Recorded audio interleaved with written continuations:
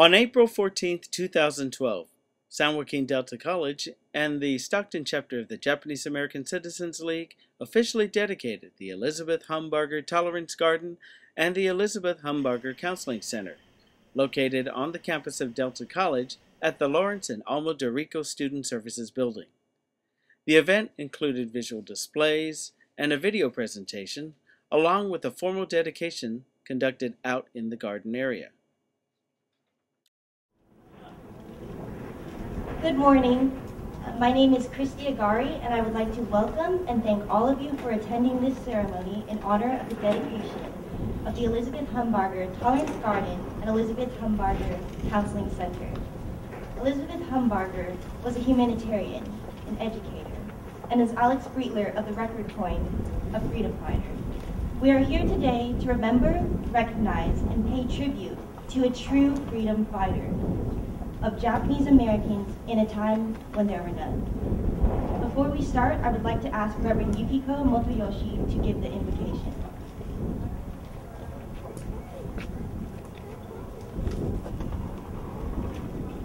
Good morning. May I ask all of you to bow your head in reverence, please? As we begin this morning, the dedication of the Elizabeth Humbargar Tolerance Garden and Counseling Center, we direct our mind to the all-compassionate one. Inasmuch as we live in a world of various social, economic, and political problems, we need men and women of action, with dedication, commitment, courage, honesty, and warmth of heart to better our world, as Miss Elizabeth Humbargar shown to us. The world in which we live either progress or degenerate depends on our thought, words, and action. May this gathering this morning inspire us to further carry out the spirit of Miss Humbargar. In sincerity, I repeat the name of all compassionate one. Namo.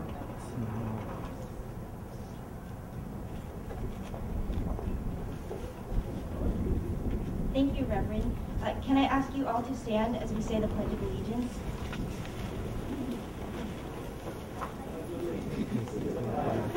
United States of America, and to the republic for which it stands,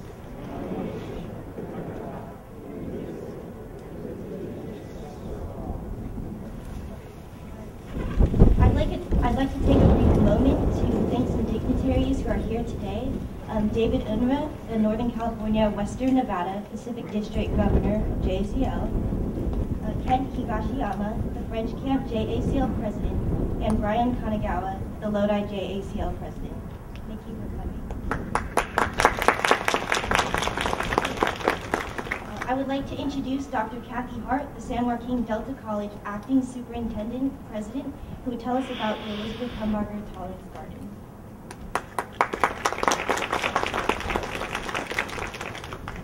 Good morning, everybody. Before I start, I'd like to introduce three of our Board of Trustee members. Janet Rivera, our Board President, Dr. Marianne Fox, and Taj Khan. There are lots of familiar faces here today. I hope we get introduced to more of them, but I do want to tell you a little bit about how this Tolerance Garden came to be and how the Counseling Center was named after Elizabeth Humbargar. In April of 2009, the Delta College Facilities Naming Committee met to discuss the naming of the soon-to-be constructed Student Services Building, this beautiful building behind you. Former students of Elizabeth Humbargar, members of the Stockton Japanese American Citizens League, and other community members attended that meeting, including Mel Foran, who's sitting right over here, and former Delta faculty member Sandy Cruz, who is somewhere here. I've seen her earlier. These individuals suggested that the building be named after Ms. Humbargar. At that time, Superintendent President Raul Rodriguez suggested, however, that the building should be named after Lawrence and Alma de Rico. Dr. Rodriguez then suggested a compromise, name the garden behind the building after Ms. Humbargar. However, the Japanese American Citizens League didn't feel that the garden alone would be a suitable memorial. As a further compromise, trustee Steve Castellanos suggested the Counseling Center be named after Ms. Humbargar, who was, after all, a counselor at the college before her retirement. Dr. Rodriguez then suggested that the college do both, name the Counseling Center after her and the garden as well. The garden, the Elizabeth Humbargar Tolerance Garden, would stand as a refuge and reminder of the need for tolerance and a memorial to all groups who have suffered through historical oppression. Later in 2009, the Board of Trustees approved this plan, and Nelson Nagai and other members of the Japanese American Citizens League met with Lee Bellarmino, retired Vice President of Information Services and Measure L Bond Executive, to finalize plans for the garden and counseling center. The JACL donated a stone lantern and plaques in honor of Ms. Humbargar. This is really a wonderful memorial to Ms. Humbargar. I've learned quite a bit about her just over the past few weeks, and I don't want to steal any of Nelson's thunder here, but she is really what a wonderful, wonderful person she must have been. So I'd like to turn this back over to you. And thank you very much for coming.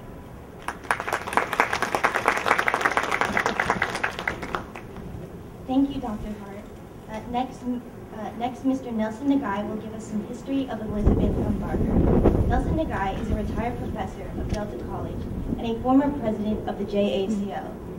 He was very instrumental in the initiation of this project as he worked as a mediator with Delta College and the JACL.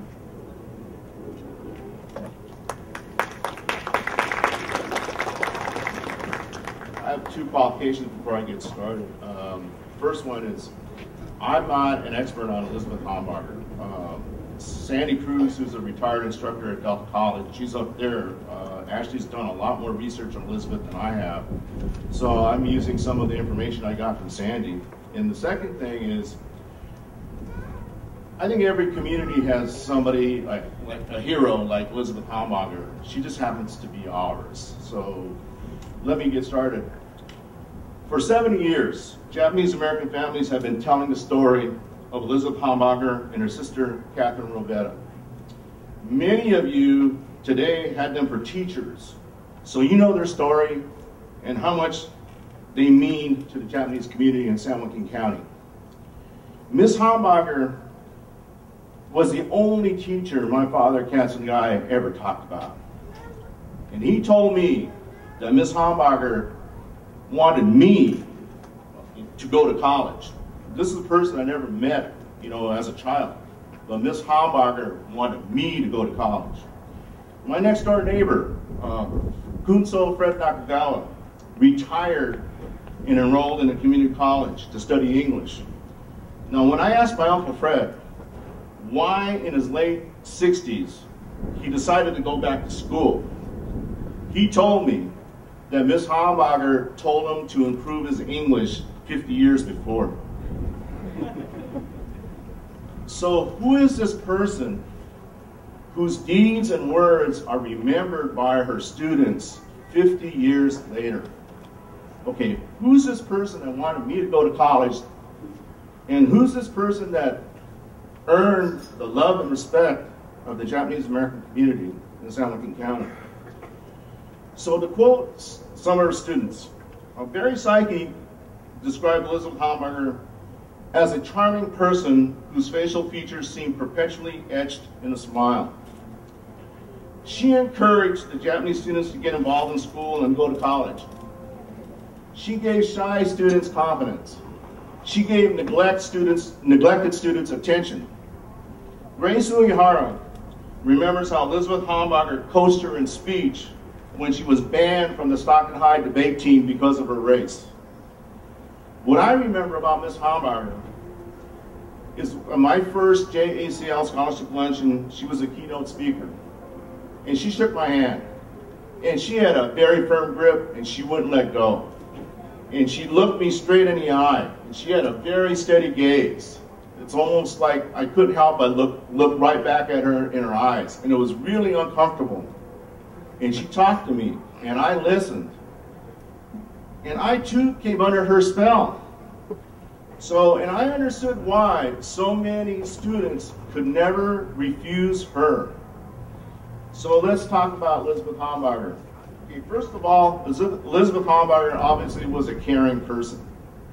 She felt the insecurities and isolation of her students. Some say she had felt discrimination in her home state of Kansas, where she could not get a teaching job because she was Catholic.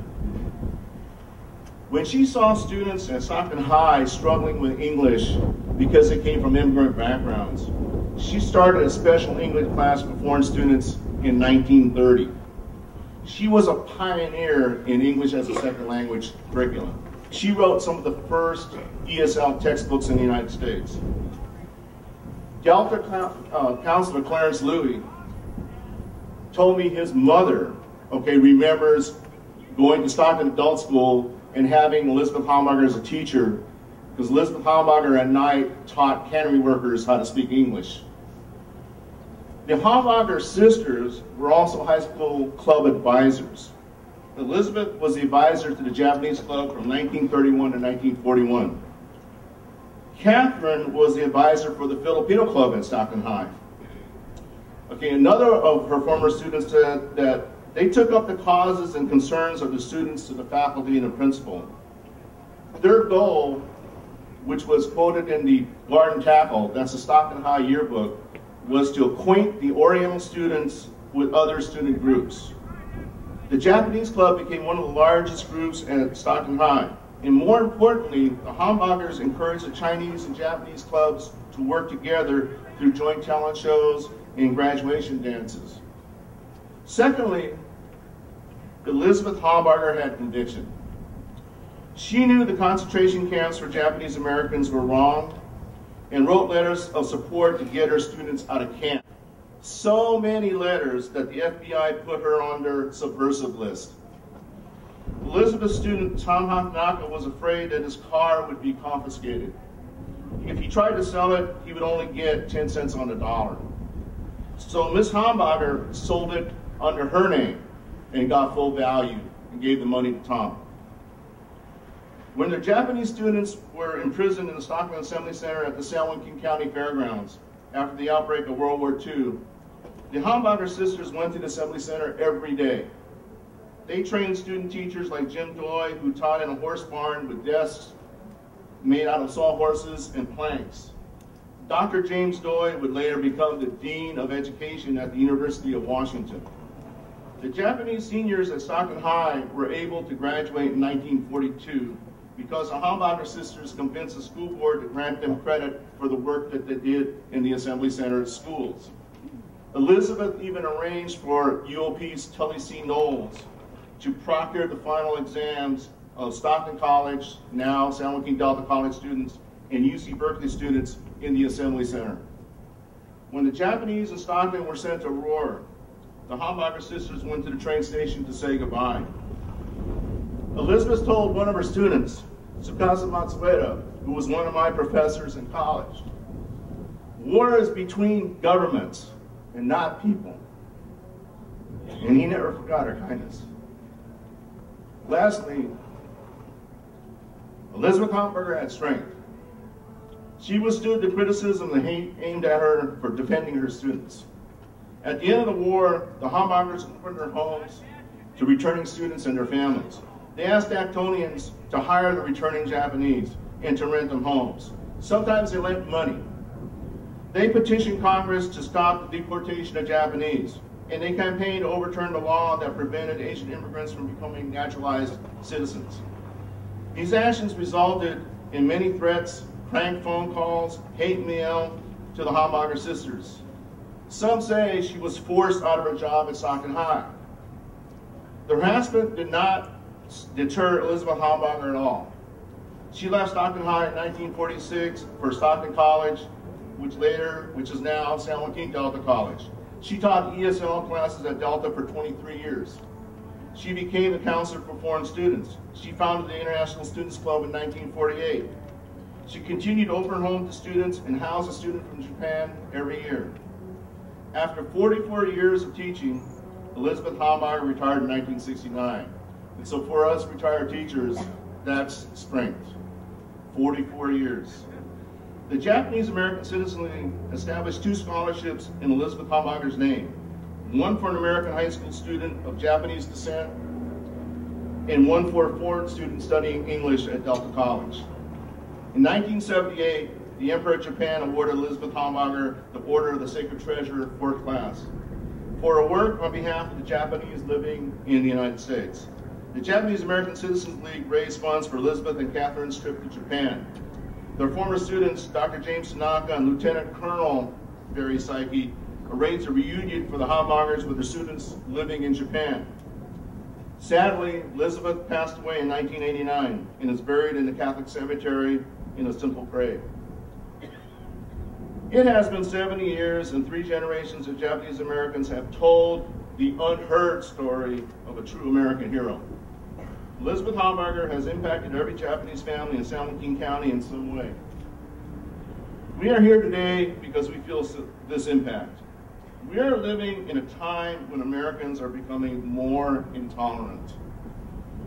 The Humbargar sisters arrived in Stockton when times were even more intolerant.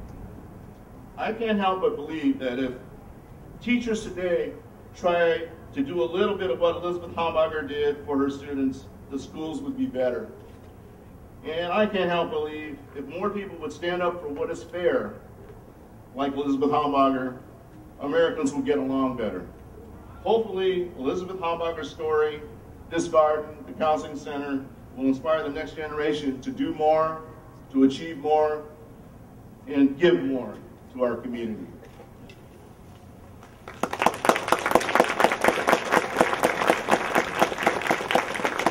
Thank you, Mr. Nagai. Now we will have Mrs. Esther Fong speak about Ms. Humbargar.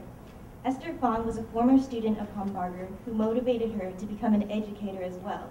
Esther did just that and went on to become the first Asian educator in the Stockton Unified School District.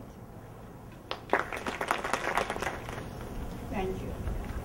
Elizabeth Humbargar was my favorite teacher at Stockton High. Those of you here must also share my sentiment for so many other different reasons. It's why we're here today, to honor her humanity. This garden will serve as a reminder to students that a woman educator dared to step forward to alleviate the pains of students that were brought on by a cruel government injustice.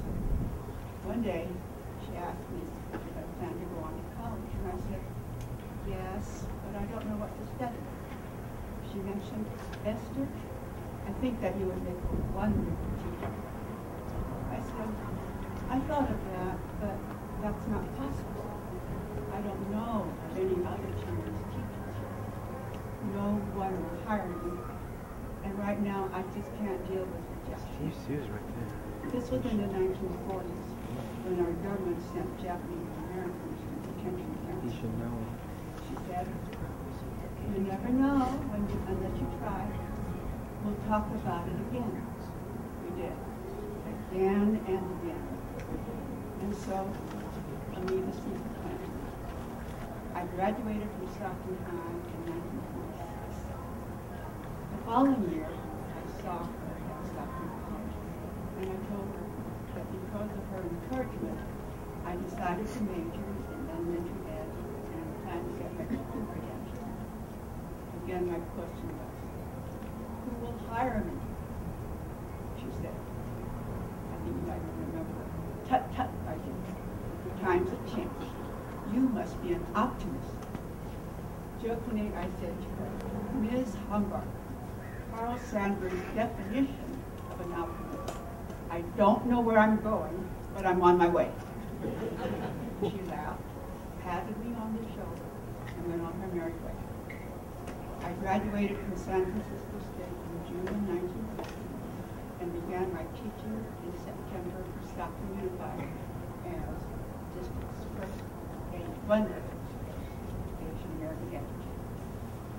I wonder if it could not prefer further to all of you today. Today's dedication is fitting the glory of a woman who is never forgotten. Thank you. another former student, Mr. Melvin Corin, will tell his experiences with Mrs. Humbarger. Melvin was the very first president of the Foreign Student Organization in the Stockton High School. Mrs. Humbarger served as his advisor and was also Mr. Corin's neighbor.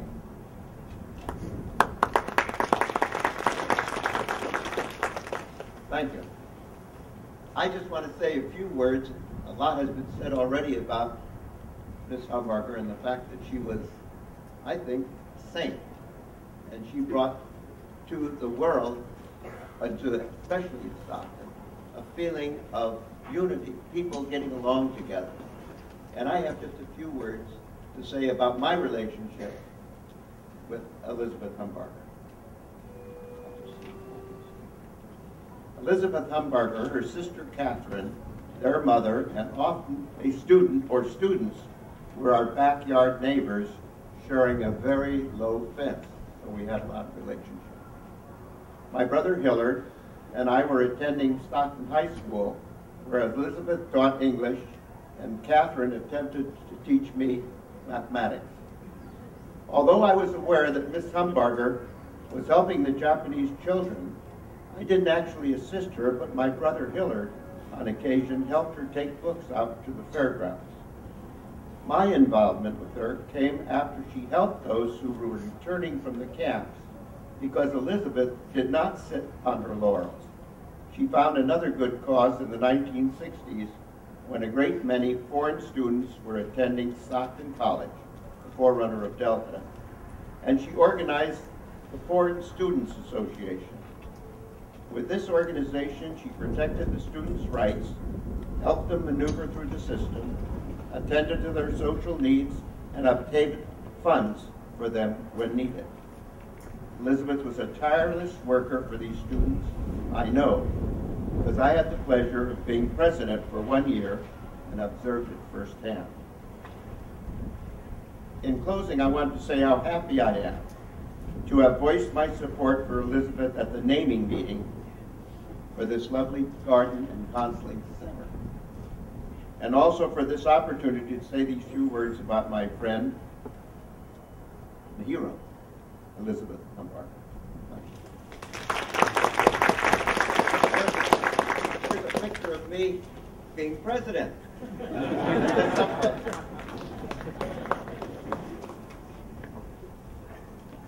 Thank you, Mr. Corin. Next, Mrs. Priscilla Ochita, the newly appointed National JACL Executive Director, will give us words on continuing the legacy.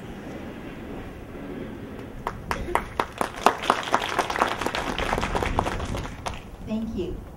I actually had the opportunity, the unique privilege of meeting Elizabeth Humbarger back in the early 1980s.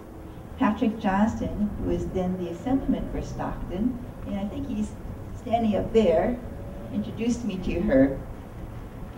And I wish that when I met her, I knew then what I know today about her courageous actions. I first heard of her when the Stockton JACL had a dinner for her when she received the Order of the Sacred Treasure from the Emperor of Japan for her extraordinary acts on behalf of Japanese Americans. And Elizabeth Humbarger was an extraordinary woman who did extraordinary things in a time of extraordinary emotions against Japanese Americans. We can only begin to measure the depth of her courage when we look back at history. Elizabeth Humbarger grew up in an era in which Asian immigrants could not become citizens of the United States. The California Alien Land Acts were adopted the very year that Elizabeth Humbarger was born. During her childhood and her young adulthood, what I would call yellow Jim Crow laws were pervasive in California. After the bombing of Pearl Harbor, politicians and newspapers fueled public fury aimed at Japanese Americans. Yet, Elizabeth Humbarger defied national sentiment to help Japanese Americans before, during, and after World War II. I think about the times that I could have stepped in when I saw something wrong, and I didn't because I was afraid. But Elizabeth Humbargar stepped up. As I walked around this path this morning, I thought of the choices that Elizabeth Humbargar made in life. And we all have an opportunity to make those choices, to follow Miss Humbargar and make sure each step in life makes a difference. I wished I had thanked Elizabeth Humbargar when I met her. Today I can thank the trustees and the Stockton JCL and you for creating this beautiful garden and for being here today. Thank you very much.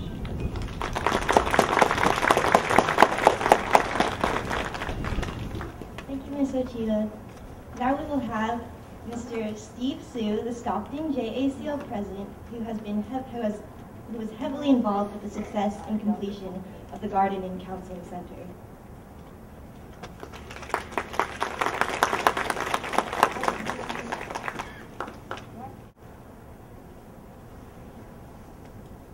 Good morning. Before I start, I just wanted to kind of mention some people who were unable to attend, but we're here. We received a proclamation from Assembly Member Kathleen Rajani, and representing her is Chris Carrilli.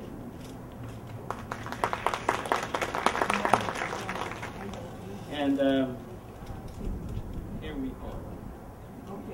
Ms. Humbargar's contributions to her students and to Japanese Americans is truly an inspiration for us all. This Garden of Tolerance and the Counseling Center shows that she will continue to be a voice both today and our future.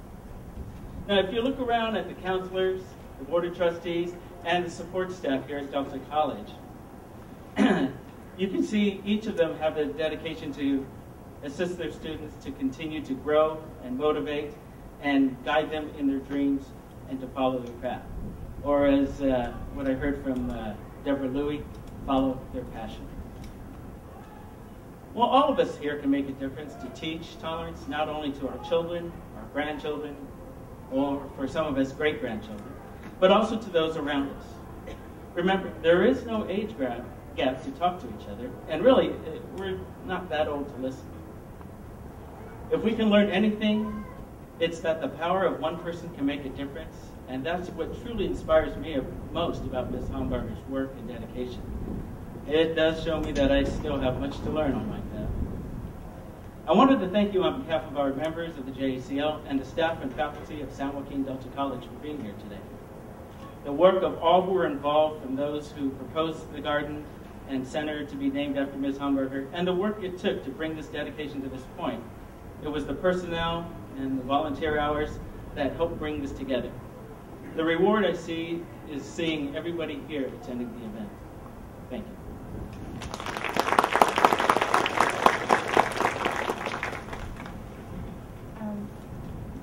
I want to thank you all for coming. It's been an honor to be the MC for someone who is truly very wonderful.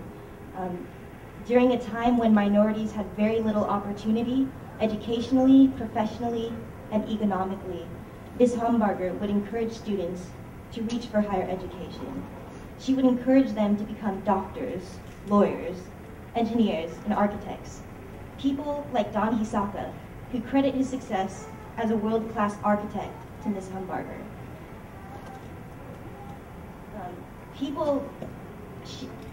Shigetaka Arao, son of a shoemaker who became an engineer. That's what she did. She changed the path of people's lives for the better and brought out the greatness in them that might not have ever come to light. There's a poem by Rudyard Kipling that sums up Elizabeth Humbargar's legacy.